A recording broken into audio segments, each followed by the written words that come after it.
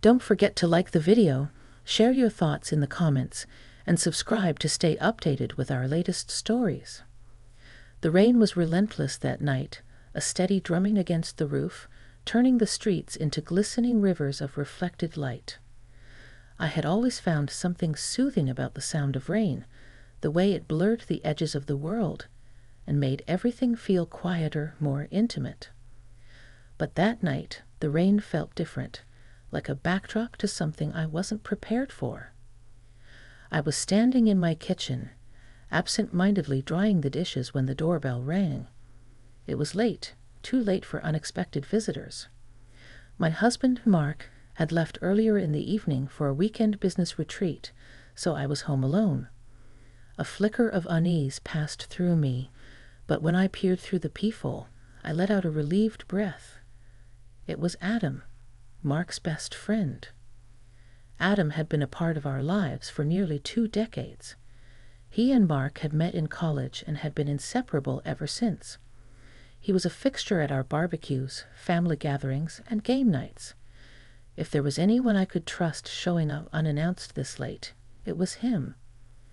But something about the way he stood under the porch light, rain dripping from his dark hair, sent a ripple of curiosity through me. I pulled the door open. "Adam, what are you doing here?" His expression was guarded, but his blue eyes flickered with something I couldn't quite place. "I didn't mean to just drop by," he said, shoving his hands into the pockets of his damp jacket. "But I was driving home and—" He trailed off, his jaw tightening. I needed to talk to someone. There was an unfamiliar weight to his voice, something uncharacteristically vulnerable. Adam was usually the life of the party, the guy with the quick jokes, the easy charm.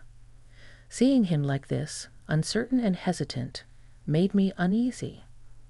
"Come in," I said, stepping aside. He hesitated for just a second before stepping inside. As he shrugged off his jacket, I noticed the way his shoulders sagged slightly, as if he was carrying something heavy. "Let me get you a towel," I offered, heading toward the hallway closet. When I returned, he was standing in the living room, staring at the rain-spattered window, lost in thought. I handed him the towel, and he murmured a quiet thanks before running it through his damp hair. "You want some coffee?" I asked, trying to ease whatever tension was in the air. He nodded, and I busied myself in the kitchen, grateful for something to do. As the coffee brewed, the air between us felt thick with something unspoken.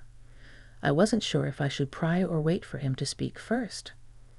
Finally, as I set a mug in front of him, he exhaled sharply. "I've been keeping something inside for a long time," he said, his fingers tightening around the ceramic. "And I don't think I can anymore." I sat across from him, my stomach tightening. "What is it?" He hesitated, staring into his coffee like it held the answers he was searching for. Then, in a quiet, almost broken voice, he said, "I'm in love with you, Claire." The words settled between us like a thunderclap, even though the only sound in the room was the rain.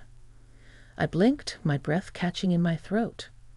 Of all the things I had expected him to say, this wasn't one of them.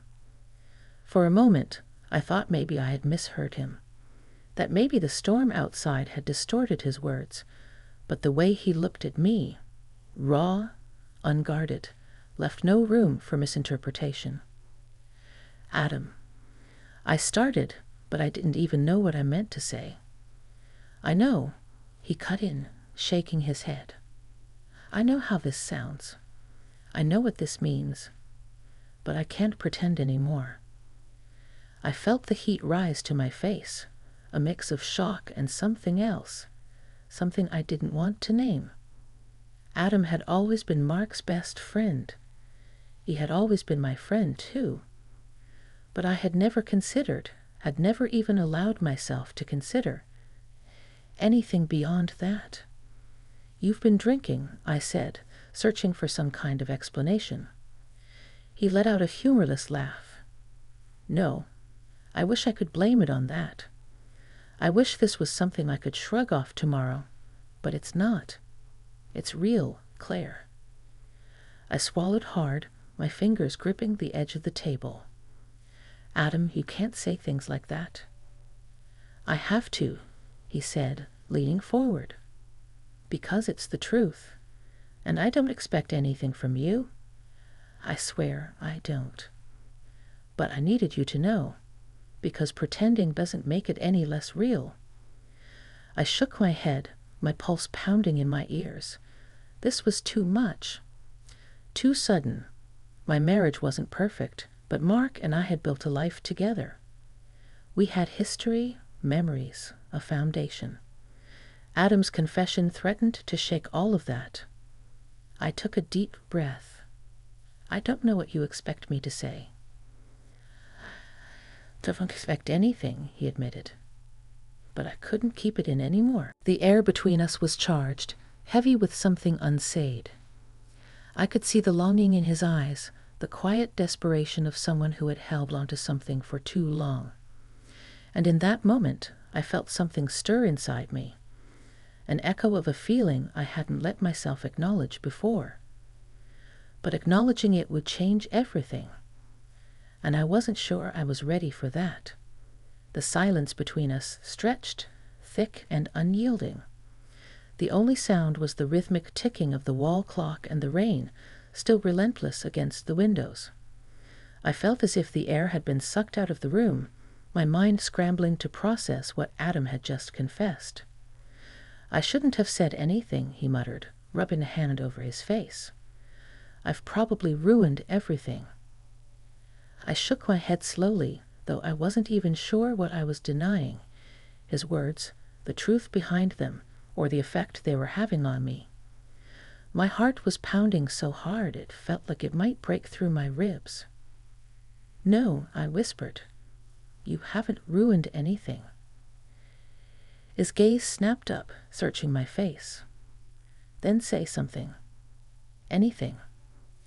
I swallowed, feeling the weight of the moment pressing down on me. Adam, you're my husband's best friend. You've been in our lives for so long. I never thought you felt this way. He let out a low, humorless chuckle. That's because I never let you see it. I'd buried it. For years. Do you know how hard that's been? His voice was quiet but full of emotion, his fingers gripping the coffee mug like it was the only thing keeping him steady. I had no idea how to respond. My instinct was to tell him he was wrong, that what he felt was misplaced, but that would be a lie. I had seen the way he looked at me sometimes, longer than necessary, as if he were memorizing me. I had just never allowed myself to question it. I exhaled slowly. Adam, I love Mark. I know. He smiled faintly, but it didn't reach his eyes. That's why I never said anything. That's why I told myself I could live with it. But lately, Claire, I don't know. It's getting harder. I pressed my fingers to my temple, trying to think clearly. Why now? Why tell me tonight? He hesitated, then sighed. Because I saw you at the grocery store earlier today. You were laughing at something the cashier said, and for just a second you looked so happy.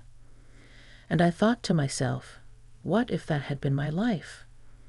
What if I had told her sooner? I felt something tighten in my chest. Adam, I whispered. He gave me a sad smile.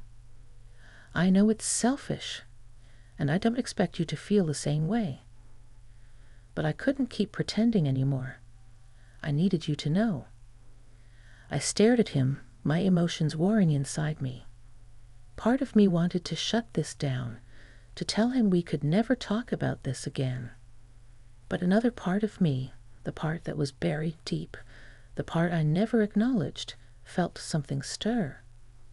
A memory surfaced, unbidden. Years ago, before Mark and I had married, Adam and I had shared a moment, brief, fleeting, but real. It was during one of those summer nights when we were all younger, before life had settled into routines and responsibilities.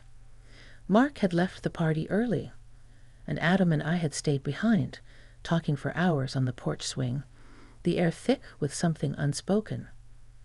Nothing had happened. Nothing was ever said. But I remembered the way he had looked at me that night. Had I ignored something back then? Had I buried something just as he had? I shook my head, as if trying to shake off the weight of my own thoughts. Adam, this is a lot to take in. I know. He stood abruptly, running a hand through his hair. I should go.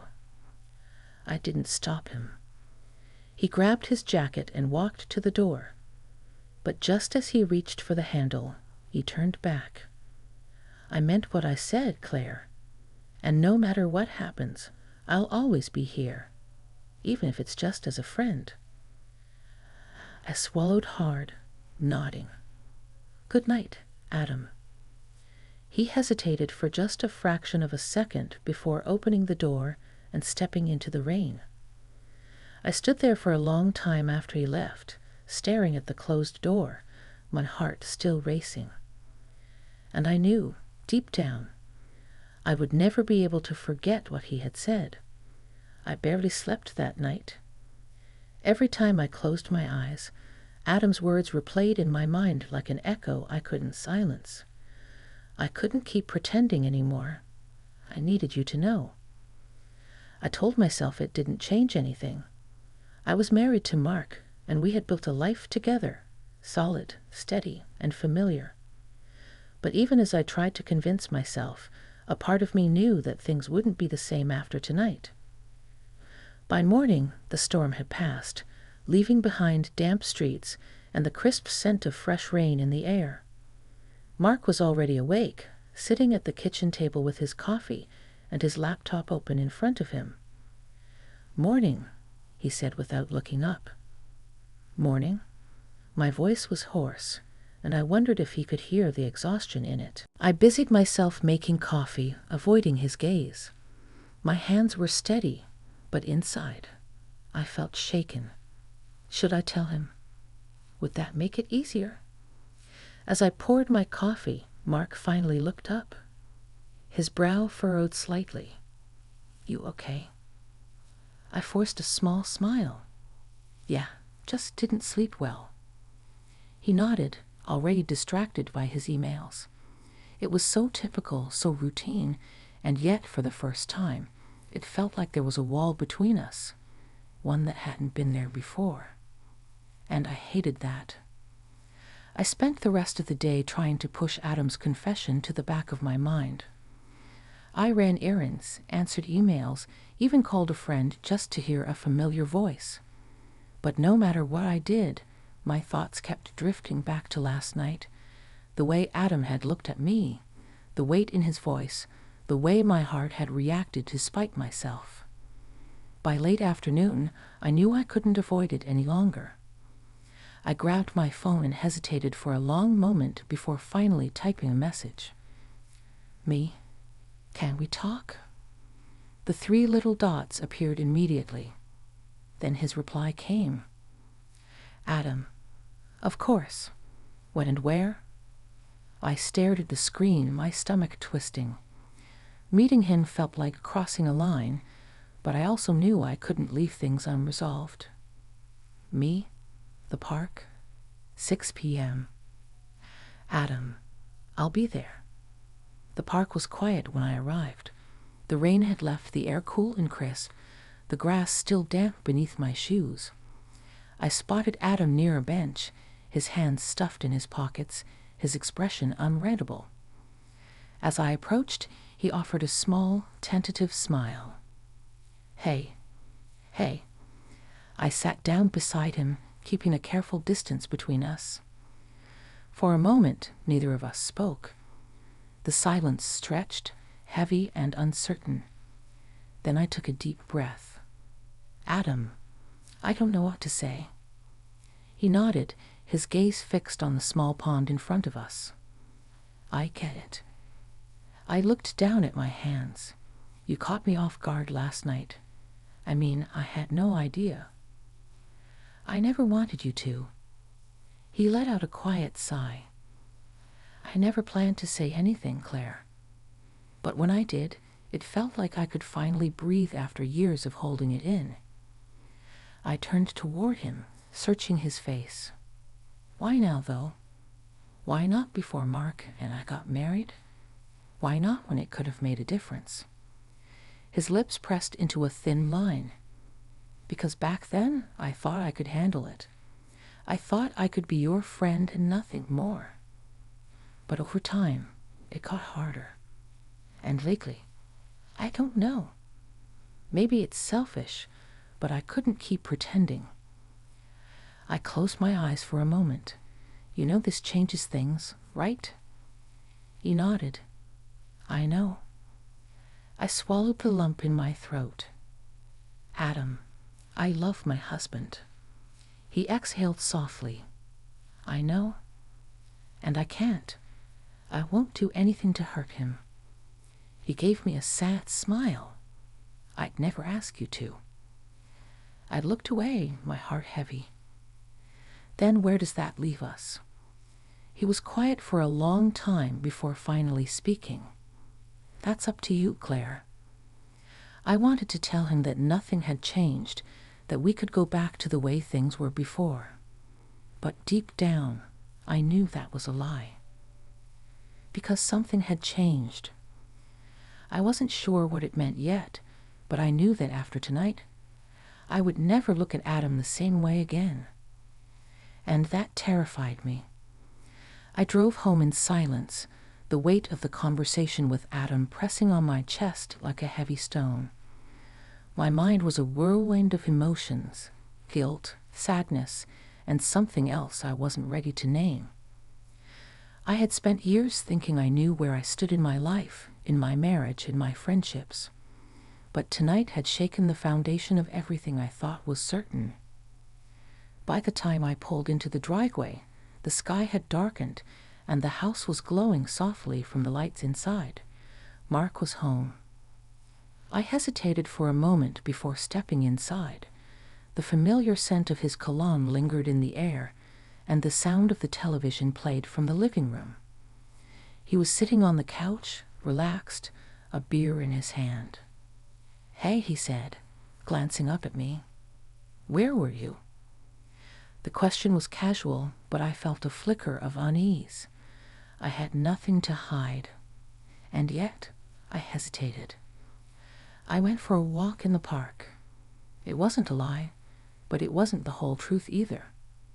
Mark nodded, not thinking much of it. "Long day?" I exhaled. "Yeah." He patted the couch beside him. "Come sit with me." I walked over and sat down, feeling the warmth of his presence next to me. For a moment, we just sat there, the sound of the TV filling the space between us. And that's when it hit me. This, us, was real. This was the life I had built, the man I had chosen. And despite everything that had happened in the last 24 hours, despite the unexpected confession that had stirred something deep inside me, this was the only place I wanted to be. I turned to Mark, studying the lines of his face, the way his brow furrowed slightly in concentration as he watched the screen. I had spent so many years beside him, and yet tonight I felt like I was truly seeing him again. He must have sensed my stare because he turned his head, raising an eyebrow. "What?" I smiled softly. "Nothing.